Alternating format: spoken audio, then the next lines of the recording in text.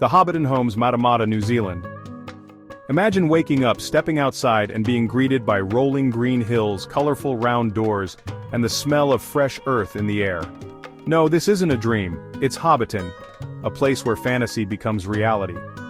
Nestled in Matamata, New Zealand, these charming grass-roofed homes look like they were plucked straight from the pages of J.R.R. Tolkien's books. Because, well, they kind of were. Originally built as a temporary set for The Lord of the Rings, Hobbiton was too magical to destroy, so, instead of tearing it down, it was transformed into a real walkable village, complete with tiny curved wooden doors, rustic chimneys, and winding stone pathways. It's as if Bilbo Baggins himself might invite you in for a second breakfast. Every detail is designed to make you feel like you're in Middle-earth.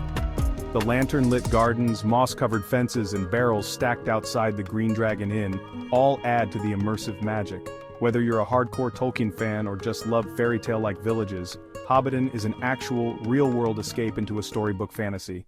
Would you prefer a quiet life in one of these cozy burrows, sipping tea and reading by candlelight?